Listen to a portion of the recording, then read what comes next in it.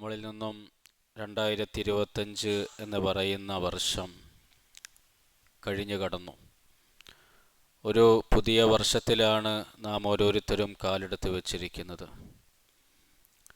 ഇനി നമ്മുടെ മുഴുവൻ പ്രോഗ്രാമുകളും വിവാഹങ്ങളടങ്ങുന്നെല്ലാം നാം ചേർത്തി പറയുക 2026 പുതിയ വർഷത്തിൽ നാം പലതും കാണുന്നുണ്ട്. ആഘോഷങ്ങൾ, അതിൻ്റെ സന്തോഷങ്ങളൊക്കെ ഈ ലോകത്തിൻ്റെ മൊത്തത്തിൽ നമ്മൾ നോക്കുമ്പോൾ പുതുവർഷത്തെ വരവേൽക്കാനുള്ള സന്തോഷങ്ങളെയാണ് നാം അധികവും കാണാറുള്ളത്.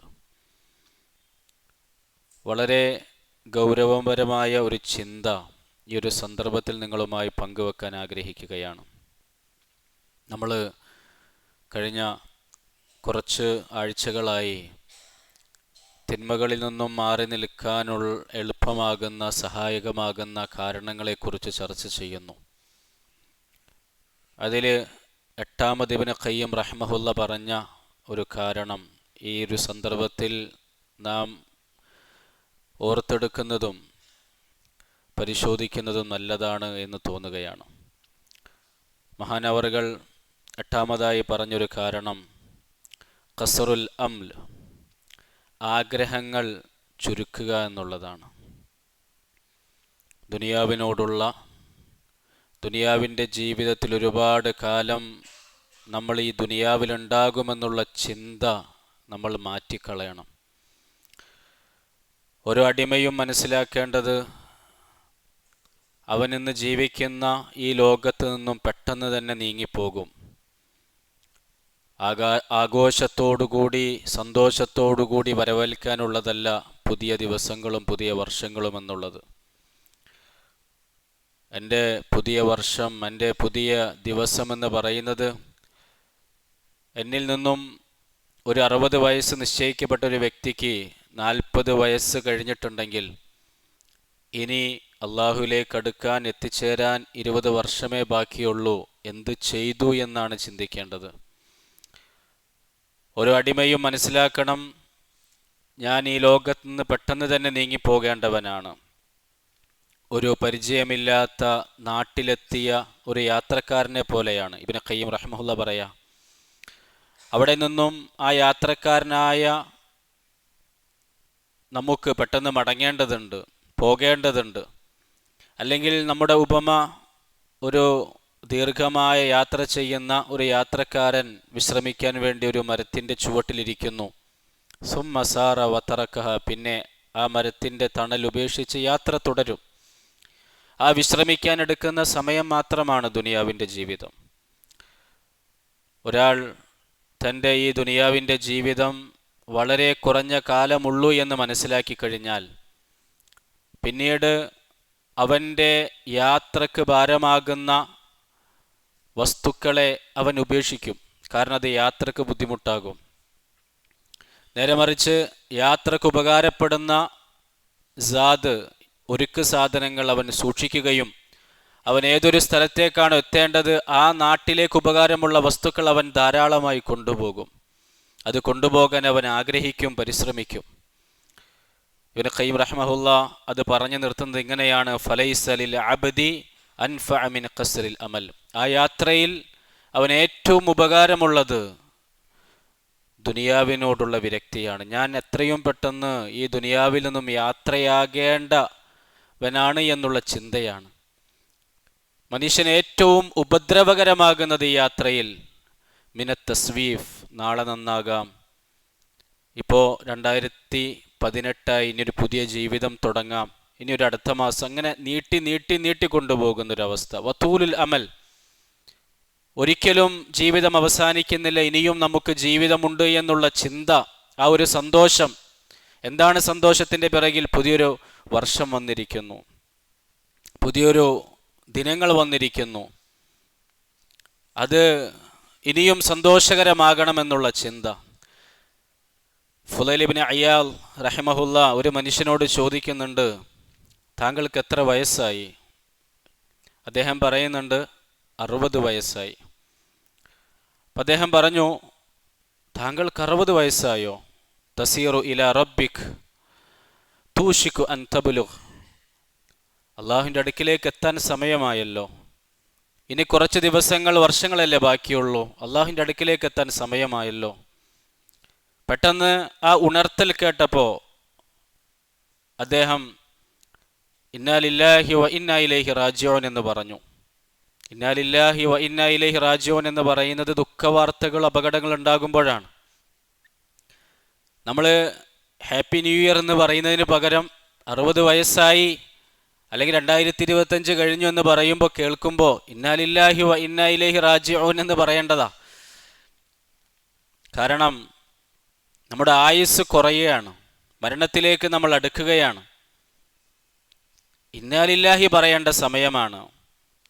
ഫുദൈൽ ഇബ്നു ഇയാദ് റഹിമഹുല്ലാഹ് അദ്ദേഹത്തോട് ചോദിച്ചു, നീ പറഞ്ഞ ദിക്റിൻ്റെ വചനത്തിൻ്റെ അർത്ഥം എന്താണെന്ന് നിനക്കറിയോ?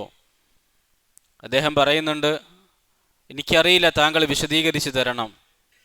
ഇന്നാ ലില്ലാഹ് എന്ന് പറഞ്ഞാൽ ഞാൻ ഉപയോഗിക്കുന്ന എന്തെല്ലാം ഉണ്ടോ ഈ ദുനിയാവിൽ അതൊക്കെ അള്ളാഹുവിൻ്റേതാണ്, എൻ്റേതല്ല. ഈ കാണുന്ന മുഴുവൻ വസ്തുക്കളും അള്ളാഹുവിൻ്റേതാണ്, ഞാനും അള്ളാഹുവിൻ്റേതാണ്. ഞാൻ എൻ്റെ കഴിവും സമ്പത്തും ഉപയോഗിച്ചുകൊണ്ട് കരസ്ഥമാക്കിയതെല്ലാം അള്ളാഹുവിൻ്റേതാണ്. വ ഇന്നാ ഇലൈഹി റാജിഊൻ. ഇനി ഞാൻ അള്ളാഹുവിലേക്ക് മടങ്ങുമ്പോൾ ഒന്നുമില്ലാത്തവനായിട്ടാണ് മടങ്ങേണ്ടത്. അപ്പം ഞാൻ ഈ ദുനിയാവിലേക്ക് വന്നത്, ഈ ലോകത്തേക്ക് വന്നത് ഒന്നുമില്ലാത്തവനായിട്ടാണ്.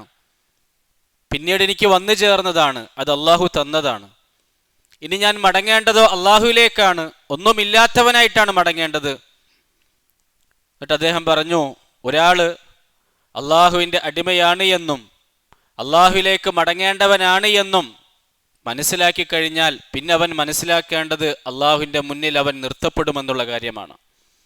അള്ളാഹുവിൻ്റെ മുന്നിൽ നിർത്തപ്പെടുമെന്നുള്ള കാര്യം അവന് ബോധ്യപ്പെട്ട് കഴിഞ്ഞാൽ ഫല്യഅലം ബിഅന്നഹു മസ്ഊൽ, പിന്നെ അവൻ മനസ്സിലാക്കേണ്ടത് അള്ളാഹുവിൻ്റെ മുന്നിൽ ചോദ്യങ്ങൾ ഉണ്ടാകും. അള്ളാഹുവിൻ്റെ മുന്നിൽ ചോദ്യം ചെയ്യപ്പെടുമെന്നുള്ള കാര്യം മനസ്സിലാക്കി കഴിഞ്ഞാൽ ഫൽയുഇദ് ലിസ്സുആലി ജവാബ, ആ ചോദ്യങ്ങൾക്ക് ഉത്തരം തയ്യാറാക്കിക്കൊള്ളണം. ആ മനുഷ്യൻ ചോദിച്ചു, ഇനി ഞാൻ രക്ഷപ്പെടാനുള്ള വഴി എന്താണ്? നാളെ പരലോകത്ത്, ഇപ്പം 60 വയസ്സായല്ലോ എൻ്റെ ജീവിതത്തിൽ, ഇനി എനിക്ക് നന്നാകണ്ടേ, രക്ഷപ്പെടണ്ടേ, രക്ഷപ്പെടാനുള്ള മാർഗം എന്താണെന്ന് ചോദിച്ചപ്പോൾ മഹാനവറുകൾ അദ്ദേഹത്തിന് ഉപദേശം കൊടുത്തു, തുഹ്സിൻ ഫീമാ ബഖി. ഇനിയുള്ള ജീവിതം, ഏതായാലും 2025 വർഷം ഇങ്ങനെ പോയി, ഇനിയൊരു പുതിയ വർഷത്തിലേക്ക് വന്നിരിക്കുകയാണ്. ഇനിയുള്ള ജീവിതം നന്നാക്കാൻ വേണ്ടിയുള്ള പരിശ്രമം നിയ്യത്തെടുക്കണം. എങ്കിൽ യുഗ്ഫറു ലക്കും മാ മളാ വമാ ബഖി, കഴിഞ്ഞു പോയ പാപങ്ങളൊക്കെ പൊറുക്കപ്പെടുകയും വരാൻ പോകുന്ന ജീവിതവും ഏറ്റവും നല്ല റാഹത്തുള്ള പൊറുക്കപ്പെടുന്ന ജീവിതമായി ദീനനുസരിച്ച് അള്ളാഹുവിനെ വഴിപ്പെട്ടുകൊണ്ട് ജീവിക്കാൻ സാധിക്കും. നേരെ മറിച്ച് ഫഇന്നക ഇൻ അസഅത ഫീമാ ബഖി, 2025 വന്ന് കഴിഞ്ഞു, 2026 കടന്നു വരുമ്പോൾ മനസ്സിലേക്ക് ഞാൻ മരണത്തിലേക്കാണ് അടുത്തിരിക്കുന്നത്, എൻ്റെ ഖബറിലേക്കാണ് അടുത്തിരിക്കുന്നതെന്ന് ചിന്തയില്ലാതെ തിന്മ ചെയ്ത് ഒരു മനുഷ്യൻ മുന്നോട്ട് പോവുകയാണെങ്കിൽ കഴിഞ്ഞു പോയ പാപങ്ങളും പൊറുക്കപ്പെടുകയില്ല, വരാൻ പോകുന്ന ദിവസങ്ങളും പാപങ്ങളിൽ മുഴുകി തന്നെ മുന്നോട്ട് പോകും.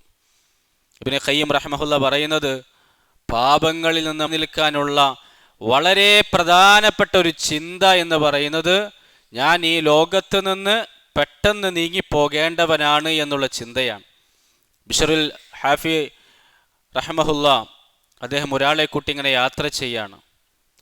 അപ്പോൾ അദ്ദേഹത്തിന് ദാഹം അനുഭവപ്പെട്ടപ്പോൾ കുറച്ചും കൂടി യാത്ര ചെയ്തിട്ട് വെള്ളം കുടിക്കാമെന്ന് പറഞ്ഞു. കുറച്ചും കൂടി യാത്ര മുന്നോട്ട് പോയി, പിന്നെയും അദ്ദേഹത്തിന് ദാഹം അനുഭവപ്പെട്ടപ്പോൾ കുറച്ചും കൂടി മുന്നോട്ട് പോയാൽ നമുക്ക് അവിടെ നിന്ന് വെള്ളം കുടിക്കാമെന്ന് പറഞ്ഞു. അവസാനം അവർ വീട്ടിലേക്ക് എത്തിച്ചേർന്നു. നല്ല സ്വാദിഷ്ടമായ പാനീയം അവർക്ക് ലഭിച്ചു, കൊടുത്തു, അദ്ദേഹം കുടിച്ചു. അദ്ദേഹം പറഞ്ഞു, ഇതുപോലെയാണ് ദുനിയാവ്. നമ്മുടെ ഒരുപാട് ആഗ്രഹങ്ങളുണ്ടാകും, തിന്മകൾ ചെയ്യാനുള്ള പല ആഗ്രഹങ്ങളും ദുനിയാവിലുണ്ടാകും. നമ്മൾ കുറച്ച് ക്ഷമിച്ചു കഴിഞ്ഞാൽ, ഇവിടെ നിന്ന് നമ്മൾ അന്യ സ്ത്രീകളെ നോക്കാതിരുന്നു കഴിഞ്ഞാൽ, വ്യഭിചരിക്കാതിരുന്നു കഴിഞ്ഞാൽ, കള്ളു കുടിക്കാതിരുന്നു കഴിഞ്ഞാൽ, നമ്മുടെ സ്വർഗമാകുന്ന വീട്ടിലേക്ക് എത്തിക്കഴിഞ്ഞാൽ ഹൂർലിയങ്ങൾ അള്ളാഹു തആല നമുക്ക് തരും. അവിടെ സ്വാദിഷ്ടമായ പാനീയങ്ങൾ അള്ളാഹു നമുക്ക് തരും. ഒന്ന് ക്ഷമിച്ചാൽ മതി എന്ന് അദ്ദേഹം ആ സമയത്ത് ഉണർത്തി കൊടുക്കുകയുണ്ടായി. സത്യത്തിൽ ഇബ്നു ഖയ്യിം റഹിമഹുല്ലാഹ് നമുക്ക് പല ഉദാഹരണങ്ങളും അദ്ദേഹം പറഞ്ഞു തരുന്നുണ്ട്. ഒരുപാട് ഉദാഹരണങ്ങൾ, 10-30ഓളം ഉദാഹരണങ്ങൾ ഉദ്ദത്തു സാബിരി എന്നുള്ള കിതാബിൽ അദ്ദേഹം പറയുന്നുണ്ട്. അതിലൊരു ഉദാഹരണം, ദുനിയാവിൻ്റെ ജീവിതമെന്ന് പറയുന്നത്, അതിൻ്റെ ഒരു എക്സാമ്പിള്, ഒരു ടീം ഇങ്ങനെ കപ്പലിൽ യാത്ര ചെയ്യാണ്. കപ്പലിൽ ഇങ്ങനെ യാത്ര ചെയ്ത് അവരൊരു നല്ല മനോഹരമായ കാണാൻ ഭംഗിയുള്ള ഒരു ദ്വീപിലെത്തിച്ചേർന്നു. അതിലെ ക്യാപ്റ്റൻ പറഞ്ഞു, നിങ്ങൾക്ക് 1 മണിക്കൂർ സമയം തരും, നിങ്ങൾക്ക് കാണാനുള്ളതൊക്കെ കണ്ട് മേടിക്കാനുള്ളതൊക്കെ മേടിച്ച് തിരിച്ച് പെട്ടെന്ന് തന്നെ കപ്പലിലേക്ക് മടങ്ങണം, ഇല്ലെങ്കിൽ യാത്ര പെട്ടെന്ന് പോകും, അത് കൃത്യമായ സമയത്ത് തന്നെ പോകും. ചില ആളുകൾ അവിടെ ഇറങ്ങി അവിടെയുള്ള ദ്വീപും കാര്യങ്ങളൊക്കെ കണ്ട് ആസ്വദിച്ചു പെട്ടെന്ന് തന്നെ തിരിച്ച് കപ്പലിലേക്ക് മടങ്ങി. മറ്റൊരു വിഭാഗം ആളുകൾ അവിടെ ഇറങ്ങി കുറേ സാധനങ്ങൾ മേടിച്ചു കൂട്ടി അവരും തിരിച്ചു മടങ്ങി. മൂന്നാമതൊരു വിഭാഗം ആളുകൾ അവിടുത്തെ ഭംഗി ആസ്വദിച്ച് അവിടെ തന്നെ നിന്നു. കപ്പൽ കൃത്യസമയത്ത് അവിടെ തിരിച്ചെത്തുമ്പോഴേക്കും കപ്പൽ ആ നാട്ടിൽ നിന്നും പോയിരുന്നു, ആ ദ്വീപ് വിട്ടിരുന്നു. ഇനി അവർക്ക് സ്വന്തം നാട്ടിലേക്ക് പോകാനുള്ള വഴി പ്രയാസമായി. ഇതുപോലെയാണ് നമ്മൾ തിരിച്ച് സ്വർഗത്തിലേക്ക് എത്തേണ്ടതാണ്. ആ കപ്പലിൻ്റെ യാത്രയിലാണ് നമ്മളുള്ളത്. നമ്മൾ കൊണ്ടുപോകുന്നത്, നമ്മൾ പെട്ടെന്ന് തന്നെ തിരിച്ചു വരികയാണെങ്കിൽ നമുക്ക് കൃത്യസമയത്ത് വളരെ സിമ്പിളായി യാത്ര എളുപ്പമായിട്ട് മാറും. നാം ഈ ദുനിയാവിലേക്ക് വന്ന് കൊണ്ടുപോകാൻ ബുദ്ധിമുട്ടുള്ള കാര്യങ്ങളൊക്കെ സമ്പാദിച്ച് തിരിച്ചു മടങ്ങുകയാണെങ്കിൽ ഒരു പക്ഷേ കപ്പലിൽ ഇരിക്കാൻ പോലും സീറ്റില്ലാതെ ഈ സാധനങ്ങൾ വഹിച്ചുകൊണ്ട് കപ്പലിൽ തന്നെ നിൽക്കേണ്ടി വരും. മൂന്നാമതൊരു വിഭാഗമുണ്ട്, അവർ മതിമറന്ന് ആഖിറത്തിലേക്ക് പോകേണ്ടവനാണെന്നുള്ള ചിന്തയില്ലാതെ അവിടെ തന്നെ കഴിഞ്ഞുകൂടിയവർ, അവർക്ക് സ്വർഗത്തിലേക്ക് എത്താനും കഴിയുകയില്ല എന്ന് അദ്ദേഹം ഉദാഹരണത്തിലൂടെ നമുക്ക് പറഞ്ഞു തരികയാണ്. മാലിക് ഇബ്നു ദീനാർ റഹിമഹുല്ല ഒരു പ്രാവശ്യം കപ്പലിൽ കയറി. ഇറങ്ങുന്ന സമയത്ത് പരിശോധനകൾ ഉണ്ടാകും. പരിശോധനകളൊക്കെ കഴിഞ്ഞ് അദ്ദേഹം പറഞ്ഞു, എൻ്റെ കയ്യിൽ ഒന്നുമില്ല. അദ്ദേഹത്തെ പെട്ടെന്ന്, ഒന്നുമില്ലെങ്കിൽ നിങ്ങൾ പെട്ടെന്ന് പോയിക്കോളാൻ പറഞ്ഞു. ഇത് കേട്ടപ്പോൾ അദ്ദേഹം അവിടെ ബോധം കെട്ട് വീഴുകയുണ്ടായി. അദ്ദേഹത്തിൻ്റെ ശിഷ്യൻ ഉണർന്നു കഴിഞ്ഞപ്പോൾ ചോദിച്ചു, താങ്കൾക്ക് വലിയ ചെക്കപ്പും കാര്യങ്ങളൊന്നും ഉണ്ടായിട്ടൊന്നുമില്ലല്ലോ, പെട്ടെന്ന് താങ്കളെ വിട്ടില്ലേ, പിന്നെന്താ താങ്കൾ ബോധം കെടാനുള്ള കാരണമെന്ന് ചോദിച്ചപ്പോൾ അദ്ദേഹം പറഞ്ഞു, നാളെ പരലോകത്ത് ഞാൻ എത്തുന്ന സമയത്ത് എൻ്റെ കയ്യിൽ ഒന്നും ഭാരമുള്ള വസ്തുക്കളൊന്നും ഇല്ല എങ്കിൽ എന്നോട് പെട്ടെന്ന് സ്വർഗത്തിലേക്ക് പോകാൻ പറയും. എന്നാൽ ഭാരമുള്ള വസ്തുക്കൾ എൻ്റെ കയ്യിലുണ്ടെങ്കിൽ നാളെ പരലോകത്ത് എന്തെല്ലാം അനുഗ്രഹങ്ങൾ ഞാൻ അനുഭവിക്കുന്നുണ്ടോ അതിനെക്കുറിച്ചൊക്കെ ചോദ്യം കഴിഞ്ഞിട്ടല്ലേ നാളെ പരലോകത്തേക്ക് എന്നെ വിടുള്ളൂ. ഞാൻ ഈ കപ്പൽ യാത്ര ചെയ്യുമ്പോൾ എൻ്റെ കൂടെ കുറേ ലഗേജുകൾ ഉണ്ടായിരുന്നെങ്കിൽ അതെല്ലാം ചെക്ക് ചെയ്ത് കഴിഞ്ഞതിന് ശേഷം എന്നെ വിടുള്ളൂ. അത്രയും സമയം ദൈർഘ്യമെടുക്കും. അതിലെന്തെങ്കിലും പ്രശ്നം വന്നാൽ ചിലപ്പോൾ പിടിക്കപ്പെടുകയും ചെയ്യും. ഇതുപോലെയല്ലേ നാളെ പരലോകത്ത്. അതുകൊണ്ട് നാളെ പരലോകത്ത് വേണ്ടി യാത്ര ചെയ്യാൻ വേണ്ടി ഭൗതികമായ വസ്തുക്കളൊന്നും ഞാൻ എടുക്കാൻ താല്പര്യപ്പെടുന്നില്ല എന്ന് മഹാനവറുകൾ പറയുണ്ടായി. ഹസൻ ബസരി റഹ്മഹുല്ല പറയുന്നുണ്ട്, ആദമിൻ്റെ പുത്ര, നീ എന്ന് പറയുന്നത് ഒരു പക്ഷേ 60 വയസ്സ് ജീവിക്കുന്ന ഒരു മനുഷ്യനാണെങ്കിൽ 60 വർഷമാണ് നീ എന്ന് പറയുന്നത്. ഫൈദ അമർ റയൗമുൻ, നിന്റെ ജീവിതത്തിൽ നിന്നും 60 വയസ്സാകുന്ന നിന്നിൽ നിന്നും ഒരു ദിവസം കൊഴിഞ്ഞു പോയി കഴിഞ്ഞാൽ അതിൻ്റെ ഒരു ഭാഗമാണ് കൊഴിഞ്ഞു പോകുന്നത്. അതിങ്ങനെ കൊഴിഞ്ഞു പോയി അവസാനം എല്ലാം തീർന്നു പോകും. വഅൻത തഅലം ഫഅമൽ, നിനക്കതൊക്കെ അറിയാം, ഈ ഇവിടെ നിന്നും യാത്രയാകേണ്ടവനാണെന്നറിയാം. അതുകൊണ്ട് നീ പണിയെടുക്കുക, അധ്വാനിക്കുക. മഹാനവറുകൾ വീണ്ടും പറയുന്നുണ്ട്, ദുനിയാവെന്ന് പറഞ്ഞ 3 ദിവസമാണ്. ഒന്ന് കഴിഞ്ഞു പോയതാ, പിന്നെ ഒന്ന് വരാനുള്ളതാണ്. കഴിഞ്ഞു പോയതൊക്കെ കഴിഞ്ഞു പോയതാണ്. അതിലേക്ക് നമുക്ക് തിരിച്ചു മടങ്ങാൻ കഴിയില്ല, തിരുത്താൻ കഴിയില്ല. നന്മകളാണ് ചെയ്തതെങ്കിൽ നാളെ പരലോകത്ത് അതിൻ്റെ സവാബ് കിട്ടും, തിന്മകളാണെങ്കിൽ അതിൻ്റെ ശിക്ഷ കിട്ടും. ഇനി നമുക്ക് ചെയ്യാനുള്ളത് എന്താണ്? തൗബയാണ്. വരാൻ പോകുന്ന ജീവിതമാണ് അടുത്തത്. അത് നമ്മൾ ഉണ്ടാകുമോ എന്ന് നമുക്കറിയില്ല. ഈ 2026 വർഷം നമ്മൾ പൂർത്തിയാക്കി ജീവിക്കുമോ എന്ന് നമുക്കറിയില്ല. നമ്മുടെ മുന്നിലുള്ള ദിവസം എന്ന് പറയുന്നത് ഇന്നത്തെ ദിവസമാണ്. ഇന്ന് ഞാൻ ജീവിച്ചിരിക്കുന്നുണ്ട്.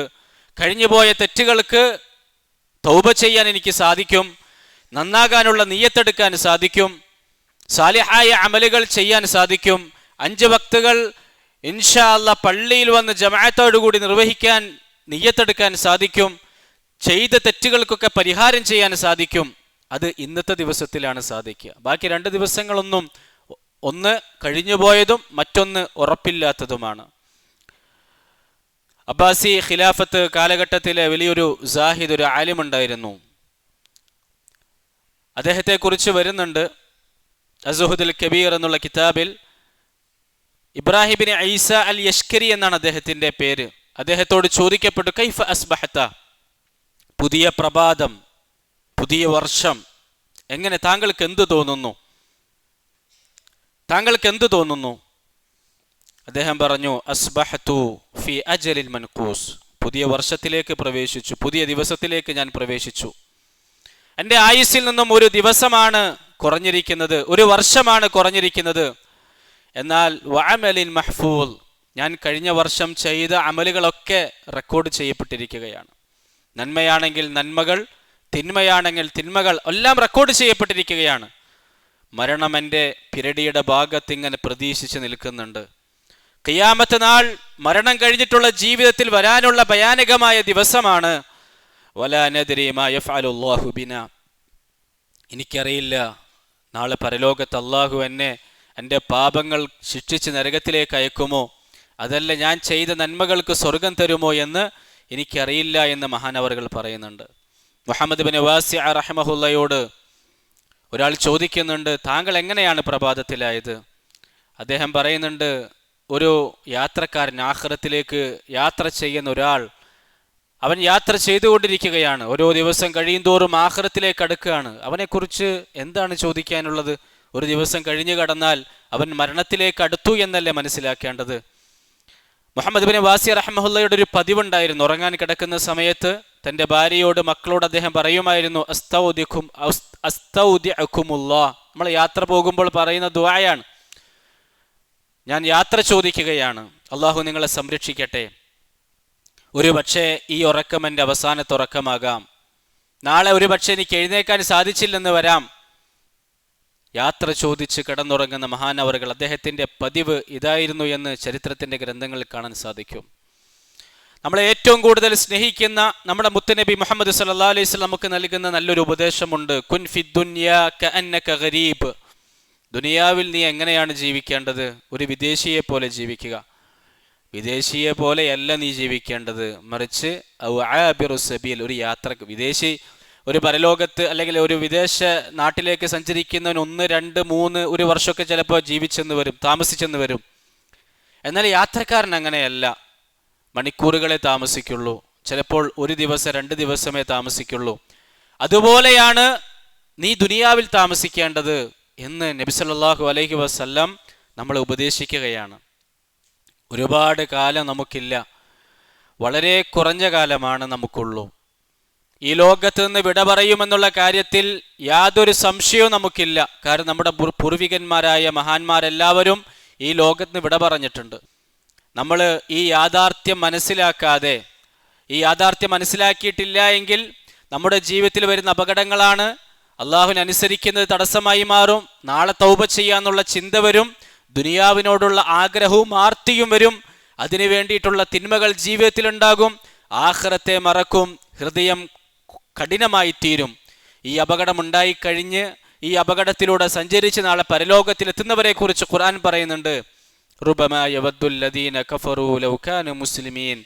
ആ ദുനിയാവിൽ കിട്ടിയ സമയം ഒന്ന് അള്ളാഹുവിനെ അനുസരിച്ച് ജീവിച്ചിരുന്നെങ്കിൽ എന്ന്. അള്ളാഹു പറയാണ്, അവരെ വിട്ടേക്കുക, അവരുടെ ഇഷ്ടം പോലെ അവർ ജീവിക്കട്ടെ, പിന്നീട് അവർ മനസ്സിലാക്കുമെന്ന് ഖുർആൻ നമ്മളെ ഓർമ്മപ്പെടുത്തുകയാണ്. പ്രിയമുള്ളവർ, അതുകൊണ്ട് നമ്മുടെ യഥാർത്ഥമായ ജീവിതം ആരംഭിക്കുന്നത് മരണത്തോടു കൂടിയുള്ള ജീവിതമാണ്. അതിനുവേണ്ടി നമ്മൾ തയ്യാറെടുക്കേണ്ടതുണ്ട്. ആ മരണമാണ് നമ്മുടെ ഏറ്റവും സന്തോഷകരമായ ജീവിതമാകേണ്ടത്. ബർസഖിയായ ജീവിതമാണ് ഏറ്റവും സന്തോഷകരമായ ജീവിതമാകേണ്ടത്. നമ്മുടെ ഇബ്നു ഖയ്യിം റഹ്മഹുല്ല പറയുന്നുണ്ട്, ദുനിയാവിലെ ജീവിതം എത്ര നിസ്സാരാണെന്ന് പറഞ്ഞാൽ നമ്മുടെ ബാക്കിയുള്ള ജീവിതം പരിശോധിച്ചാൽ മതി. ആലമുൽ അർവാഹ് എന്നുള്ളൊരു ജീവിതം ഉണ്ടായിരുന്നു, ഒരുപാട് വർഷങ്ങൾ നമ്മുടെ അവിടെ കഴിഞ്ഞു. ബർസഖിലെ ജീവിതം 1000 വർഷം 2000 വർഷം അള്ളാഹു ആലം, അള്ളാഹുവിന് മാത്രമേ അറിയുള്ളൂ. പരലോകത്തെ നിർത്തുണ്ട്. ഒരു ദിവസം എന്ന് പറയുന്നത് 50,000 വർഷത്തിന് തുല്യമാണ്. അത് കഴിഞ്ഞാലുള്ളത് സ്വർഗമാണ്, നരകമാണ്, അതൊരിക്കലും അവസാനിക്കാത്തതാണ്. ഈ മുഴുവൻ ദിവസങ്ങളും കണക്കൂട്ടിയിട്ട് നമ്മൾ ദുനിയാവിൻ്റെ 60 വയസ്സ് അല്ലെങ്കിൽ 60 വർഷം ഒന്ന് കണക്കൂട്ടിക്കഴിഞ്ഞാൽ അത് കഅന്നഹും യറൗന ഒരു ഖുർആൻ പറഞ്ഞതുപോലെ 2 മണിക്കൂർ 3 മണിക്കൂർ സമയം നമുക്ക് തോന്നുള്ളൂ. നാളെ പരലോകത്ത് നിൽക്കുമ്പോൾ ദുനിയാവിൻ്റെ ജീവിതം 60 വയസ്സ് ജീവിച്ചു എന്നല്ലേ തോന്നാം. 2 മണിക്കൂറല്ലേ ദുനിയാവിലുണ്ടായുള്ളൂ. ആ 2 മണിക്കൂറൊന്ന് നന്നായിരുന്നെങ്കിൽ ഒരു പക്ഷെ ഒരിക്കലും അവസാനിക്കാത്ത ഈ ജീവിതം സന്തോഷകരമായിരിക്കുമല്ലോ എന്ന് ആ സമയത്ത് മനുഷ്യൻ ചിന്തിക്കുന്നതാണ്. അള്ളാഹു നമുക്ക് ഈ ചിന്ത ഈ ലോകത്ത് വെച്ച് തന്നെ തെരുമാറാകട്ടെ. ആഖിറത്തിന് വേണ്ടി പണിയെടുക്കുന്ന, ഈ ദുനിയാവ് താൽക്കാലികമാണ് എന്ന് ഉറച്ചു വിശ്വസിക്കുന്ന, മനസ്സിലേക്ക് ഉറച്ചു വിശ്വസിക്കുന്ന വലിയ ഭാഗ്യവാന്മാരിൽ അള്ളാഹു നമ്മളെ ഉൾപ്പെടുത്തി അനുഗ്രഹിക്കുമാറാകട്ടെ.